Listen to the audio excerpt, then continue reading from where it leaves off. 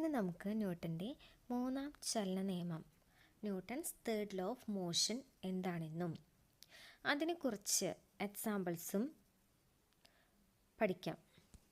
എന്താണ് ന്യൂട്ടൻ്റെ മൂന്നാം ചലന നിയമം? ഏതൊരു പ്രവർത്തനത്തിനും തുല്യവും വിപരീതവുമായ ഒരു പ്രതിപ്രവർത്തനം ഉണ്ടായിരിക്കും. That is, to every action there is equal and opposite reaction. ഈ നിയമത്തിൽ നമുക്ക് രണ്ട് പുതിയ ആശയങ്ങൾ കിട്ടും. ഏതൊക്കെയാണവ? പ്രവർത്തനം അല്ലെങ്കിൽ ആക്ഷൻ, പ്രതിപ്രവർത്തനം അല്ലെങ്കിൽ റിയാക്ഷൻ. ഇവ എന്താണെന്ന് മനസ്സിലാക്കാൻ ഉതകുന്ന ഒരു വീഡിയോ കണ്ടു നോക്കിയാലോ? Bicycle moves forward? Well, it moves according to Newton's third law, which says that for every action, there is an equal and opposite reaction. To understand this, see what happens when you drop a tennis ball. As the tennis ball hits the floor, it causes a downward force on the floor. This is the action. The floor reacts by pushing on the ball with the same force, but in the opposite direction.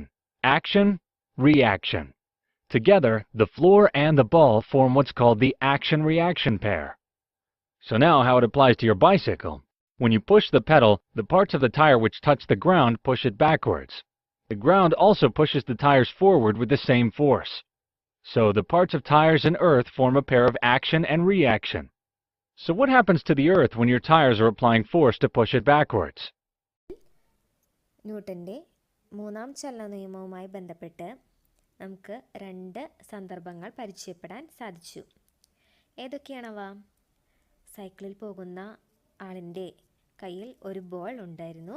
ആ ball താഴത്തേക്ക്, അതല്ലെങ്കിൽ തറയിലേക്ക്, ഒരു tennis ബോളാണ്, അത് തറയിലേക്ക് വീണ് വീണ്ടും അത് ഉയർന്നു പൊങ്ങുന്നുണ്ട് അല്ലേ?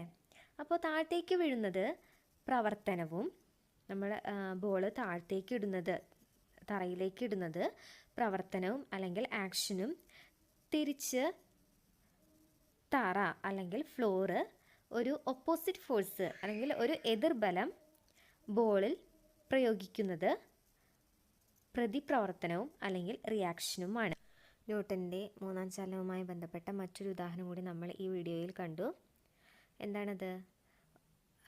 തറയിൽ കൂടി ഒരാൾ സൈക്കിൾ ചവിട്ടുന്നത് അല്ലേ? എങ്ങനെയാണ് നമുക്ക് സൈക്കിൾ ചവിട്ടാൻ പറ്റുന്നത്? നമ്മൾ പെഡൽ വഴി വീലിൽ കൂടി തറയിൽ അപ്ലൈ ചെയ്യുന്ന ഫോഴ്സ് ആക്ഷനും, തിരിച്ച് റോഡ് ചക്രത്തിൽ ഫോർവേഡ് ഡയറക്ഷനിൽ കൊടുക്കുന്ന ഫോഴ്സ് റിയാക്ഷനും അല്ലെങ്കിൽ പ്രതിപ്രവർത്തനവും ആണ്. ഇങ്ങനെ നമുക്ക് നോക്കുമ്പോൾ നമ്മൾ ചെയ്യുന്ന ഏതൊരു ആക്ഷനും ഈക്വലും ഓപ്പോസിറ്റും അല്ലെങ്കിൽ തുല്യവും വിപരീതവുമായ ഒരു പ്രതിപ്രവർത്തനം അഥവാ റിയാക്ഷൻ ഉണ്ടായിരിക്കുന്നതാണ്. ഇനി നമുക്ക് ന്യൂട്ടൻ്റെ മൂന്നാം ചലന നിയമത്തിലെ മറ്റൊരു ഭാഗമായ പ്രവർത്തനവും പ്രതിപ്രവർത്തനവും തുല്യമാണെന്ന് തെളിയിക്കാൻ അല്ലെങ്കിൽ ഈക്വൽ ആണെന്ന് പ്രൂവ് ചെയ്യാൻ വേണ്ടിയിട്ടുള്ള ഒരു വീഡിയോ കണ്ടു നോക്കിയാലോ? Newton's third law of motion. Aim: to verify Newton's third law of motion using two spring balances. Materials required: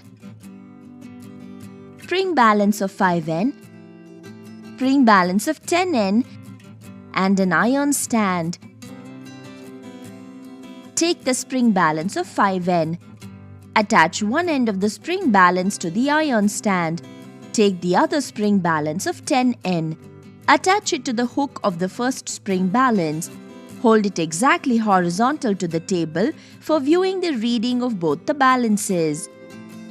Apply a force on the second spring balance. Note the reading of both the spring balances. Force exerted by second spring balance on the first, that is F21, is the action force. At the same time, the force exerted by the first spring balance on the second, that is minus F12, is the reaction force. Tabulate the observations. Gently increase the force to 3N and note it down in the observation column. Repeat the experiment for 4n and 5n. Tabulate the observations. It is observed that both action force F21 and reaction force minus F12 are equal and opposite. So F21 is equal to minus F12. Hence, Newton's third law is verified. വീഡിയോയിൽ നിന്നും നമുക്ക് ന്യൂട്ടൻ്റെ മൂന്നാം ചലനനിയമം വളരെ വ്യക്തമായി മനസ്സിലാക്കാൻ സാധിക്കും. അതായത് ഈ നിയമം പറയുന്നത് പോലെ ആക്ഷനും റിയാക്ഷനും അല്ലെങ്കിൽ പ്രവർത്തനത്തിനും പ്രതിപ്രവർത്തനത്തിനും തുല്യമായ ബലമാണ് പ്രയോഗിക്കേണ്ടതെന്ന് മനസ്സിലാക്കും. അതായത് ആദ്യത്തെ സ്പ്രിംഗ് ബാലൻസിൽ നമ്മൾ ഒരു ബലം പ്രയോഗിക്കുമ്പോൾ അതിൽ കാണിക്കുന്ന അതേ ബലം തന്നെയാണ് അയൺ ക്ലാമ്പിൽ കണക്ട് ചെയ്തിരിക്കുന്ന സ്പ്രിംഗ് ബാലൻസിലും കാണിക്കുന്നത്. ഓരോ സമയത്തും നമ്മൾ അപ്ലൈ ചെയ്ത ഫോഴ്സിൻ്റെ അളവ് കൂട്ടുന്തോറും അതേ അളവ് തന്നെ രണ്ടാമത്തെ അല്ലെങ്കിൽ റിയാക്ഷൻ അല്ലെങ്കിൽ പ്രതിപ്രവർത്തനം അനുഭവപ്പെടുന്ന സ്പ്രിംഗ് ബാലൻസിലും കാണിക്കുന്നു. ഇനി നമുക്ക് ന്യൂട്ടൻ്റെ മൂന്നാം ചലനനിയമവുമായി ബന്ധപ്പെട്ട കൂടുതൽ എക്സാമ്പിൾസ് എന്താണെന്ന് ഒരു വീഡിയോയിൽ കൂടി തന്നെ കണ്ടു നോക്കിയാലോ? കൂടുതൽ ഉദാഹരണങ്ങൾ നിങ്ങൾ തന്നെ കണ്ടെത്തുമല്ലോ. Examples to illustrate Newton's third law of motion. How do we walk? When we walk on the ground, our foot pushes the ground backward, and in return, the ground pushes our foot forward. Why the cannon recoil? When ball is fired from a cannon, the force sends the ball forward and is equal to the force sending the cannon backward, hence the cannon is said to be recoiled. Jet aeroplanes and rockets. The action of the gases downwards of the rocket gives equal and opposite reaction to the rocket to move upward with great speed. The case of hose pipe. The fireman directs a powerful stream of water. They hold it tightly because it has tendency to go backward due to the backward reaction of water rushing in forward direction. ഇവിടെ ന്യൂട്ടൻ്റെ മൂന്നാം ചലനനിയമവുമായി ബന്ധപ്പെട്ട് ഒരു 4 examples നമ്മൾ പരിചയപ്പെട്ടു. നിങ്ങൾ ഈ ഉദാഹരണങ്ങളിൽ നിന്നും ഏതൊക്കെയാണ് പ്രവർത്തനം അഥവാ ആക്ഷൻ എന്നും അതിൽ ഏതൊക്കെയാണ് പ്രതിപ്രവർത്തനം അഥവാ റിയാക്ഷൻ എന്നും കണ്ടുപിടിക്കുമല്ലോ. നമ്മൾ ഇത്രയും നേരം കണ്ട വീഡിയോസിൽ നിന്നും ചില നിഗമനങ്ങളിൽ എത്തിച്ചേരാൻ സാധിക്കും. ഏതൊക്കെയാണവ?